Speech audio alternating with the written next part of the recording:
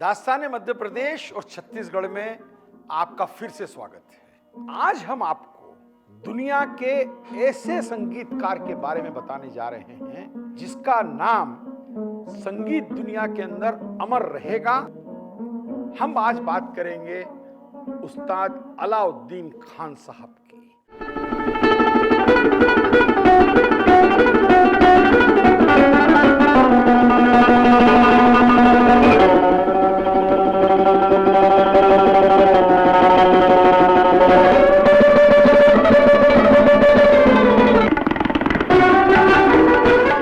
रामपुर उस समय हिंदुस्तानी शास्त्रीय संगीत की सबसे महत्वपूर्ण रियासत थी, जिसमें लगभग 500 दरबारी संगीतकार थे जिन्होंने रामपुर नवाब के राज दरबारी कलाकार होना पसंद किया था।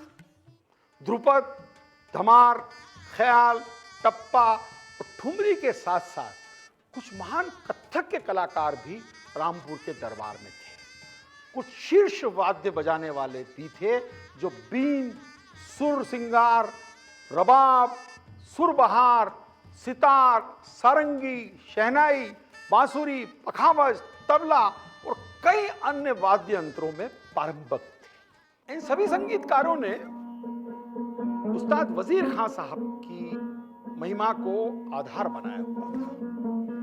वे उनके चारों ओर केंद्रित थे क्योंकि वह नायक, गायक और प्रधान दरबारी संगीतकार थे। जहां पर उन्होंने नवाब के दरबारी वजीर खान बीनकार से संगीत शिक्षा ग्रहण करने की मन में ठान ली। उस्ताद वजीर खान तानसेन की बेटी के परिवार के वंशज थे जो वीणा वादक थे और बीनकार के नाम से जाने जाते थे। इस प्रकार मैयर घराने को अक्सर संगीत के दोनों स्कूलों से सीखने के कारण सेनिया मैयर घराना भी कहा जाता है। अलाउद्दीन खान साहब को उस्ताद वजीर खान से मिलने में लगभग 6 महीने हो चुके थे। संतरियों ने उन्हें कभी भी अपनी हवेली में प्रवेश करने की इजाजत नहीं दी। अलाउद्दीन इतना हताश हो गए कि उसने अपनी जान लेने का फैसला कर लिया और अंतिम उपाय के रूप में उस्ताद से मिलने में विफल रहने पर 4 तोला अफीम खरीद। एक खूबसूरत शाम हिज हाइनेस नवाब हामिद अली खान साहब बहादुर, रामपुर के शासक, थिएटर में भाग लेने के लिए 4 घोड़ों की बग्घी में जा रहे थे। वे अक्सर संगीत, नाटकों और दूसरे कला के कार्यक्रमों में जाते रहते थे और कई नाटक जो वो खुद लिखते थे और उनके गुरु वजीर खां उसमें संगीत सेट करते थे। अलाउद्दीन ने इस अवसर का उपयोग किया और नवाब साहब के घोड़ों से चलने वाली गाड़ी के आगे आकर लेट गए जो उसे कुचलने ही वाली थी। उसके ठीक पहले बग्घी रोक दी गई। संतरी तुरंत उसके आसपास इकट्ठे हो गए और सड़क को खाली करने के लिए उन्होंने भीड़ को हटा दिया। दर्शकों ने घेर लिया और जल्द ही वहां पर हंगामा मच गया। उसे वो पीटने ही वाले थे कि इस घटना से उत्पन्न शोर से विचलित नवाब रामपुर ने हस्तक्षेप किया। अलाउद्दीन ने एक मौलवी साहब का उर्दू में लिखा हुआ एक पत्र उनको दे दिया जिसमें कि यह कहा गया था कि अलाउद्दीन सख्त रूप से सोच चुका है कि वो संगीत सीखना चाहता था और उस्ताद वजीर खां से मिलना चाहता था, जिसकी विफलता के कारण, जिसके फेल होने के कारण वो आत्महत्या करने के लिए मजबूर हो रहा है। नवाब साहब ने चिट्ठी देखी और चिट्ठी पढ़ने के बाद नवाब ने अपने आदमियों से उनको तलाशी लेने के लिए कहा और अलाउद्दीन के पास से अफीम बरामद की गई। नवाब इस तरह के हताश कदम का कारण जानने के लिए बस हैरान थे। उन्हें विश्वास नहीं हो रहा था कि कोई संगीत के प्रति इतना जुनून रखने वाला हो सकता है और वो व्यक्ति इतना कठोर कदम उठाना चाहता है क्योंकि वो अपने चुने हुए उस्ताद से नहीं मिल पा रहा और इसलिए अपनी जान खत्म कर रहा है। उन्होंने अपने आदमियों को अपने महल में लौटने के लिए कहा और थिएटर नहीं गए। नवाब ने केवल संगीतकारों और साहित्य के महान कलाकारों की इज्जत ही नहीं की, परंतु वो खुद भी क्योंकि संगीतकार थे तो उनका बड़ा ख्याल रखते थे। उन्होंने अलाउद्दीन को विभिन्न परीक्षणों और इम्तिहानों से गुजारा। पहले नवाब साहब ने पूछा कि वो संगीत के बारे में कितना जानता है। अलाउद्दीन ने उसे वाद्य यंत्रों के बारे में भी बताया और कहा कि वो मुख्य रूप से सरोद बजा सकता है। यह सुनकर नवाब ने अपने सेक्रेटरी को भारतीय और पश्चिमी वाद्य यंत्रों को लाने का कहा। उनके पास लगभग 50 किस्मों के वाद्य यंत्र थे। युवा अलाउद्दीन ने उन सभी को कुशलता से बजा लिया और नवाब वास्तव में चकित रह गया।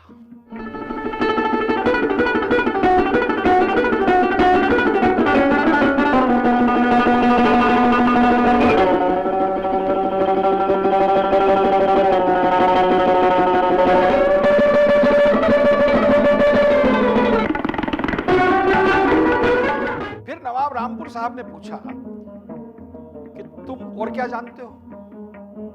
तुरंत जवाब आया, मैं कुछ भी और जो कुछ भी सुनता हूं उसके नोटेशन कर सकता हूं। नवाब ने कहा, कैसा है क्या? क्या आप मेरे गाने का नोटेशन कर सकते हो?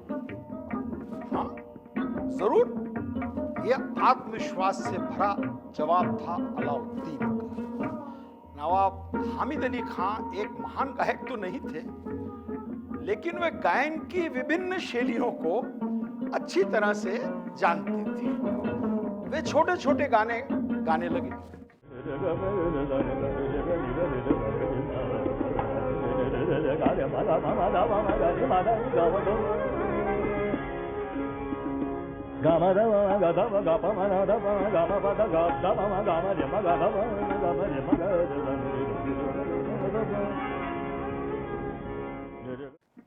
अलाउद्दीन जिसे पेंसिल और कागज दिया गया था, उसने पहले ही नोटेशन करना शुरू कर दिया और वो गा भी रहा था और नोटेशन भी कर रहा था।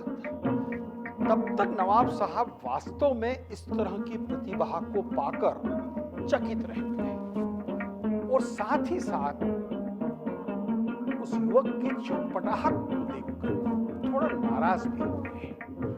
इसलिए उन्होंने कुछ गमक तान गाना चालू कर दिया।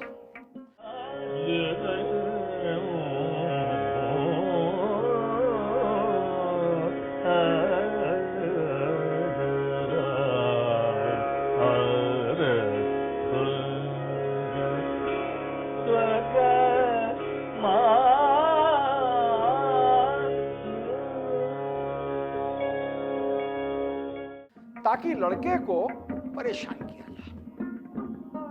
अलाउद्दीन ने उसे भी नोटेशन कर दिया। तब उसे नवाब साहब के लाल और दमकते चेहरे को देखकर उनकी झुंझलाहट का एहसास हो गया।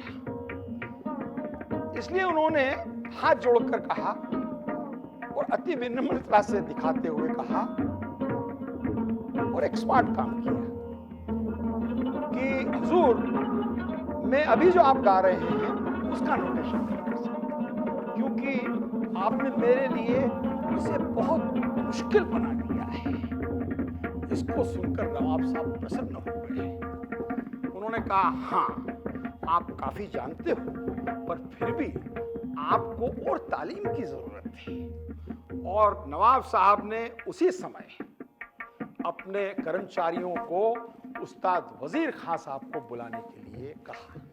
भव्य गंडा समारोह के लिए सभी व्यवस्थाएं कर दी गई। सोने के सिक्के, मिठाइयां और कपड़ा सामग्री से भरी ट्रे गुरु को दी जाने थी। इस प्रकार वजीर खां ने अलाउद्दीन के दाहिने हाथ पर गंडा बांधा।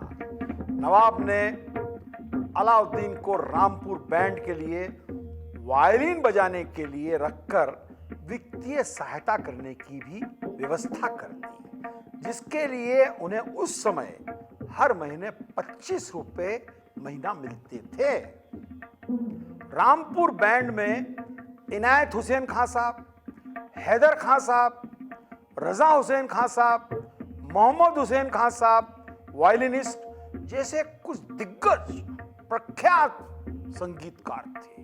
चूंकि अलाउद्दीन को अपने गुरु द्वारा सीखने का और प्रदर्शन करने का कोई अवसर ही नहीं दिया जाता था, इसलिए वे बैंड के उस्तादों से ही विभिन्न बंदिशें सीख लेते थे। वो कैसे? उन्होंने एक कमरा ले रखा था जहां पे वो रहते, और जब वो बैंड के लिए सब लोग जा रहे होते तो उनको रोक कर उनको चाय पानी और नाश्ता कराते थे, और वो नाश्ता कराते कराते, चाय पिलाते पिलाते उन उस्तादों से कई बंदिशें सीख लेते थे। ये बंदिशें उनको जिंदगी भर के लिए काम आई।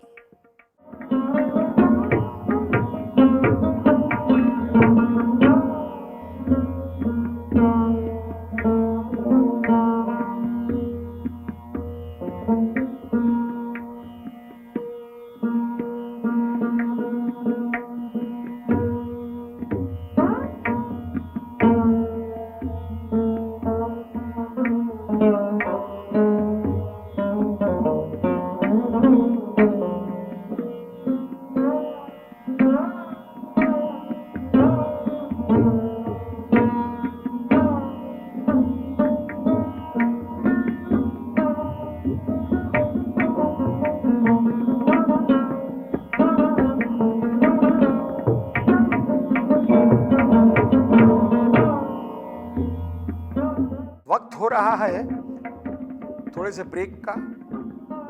ब्रेक के बाद फिर मिलेंगे।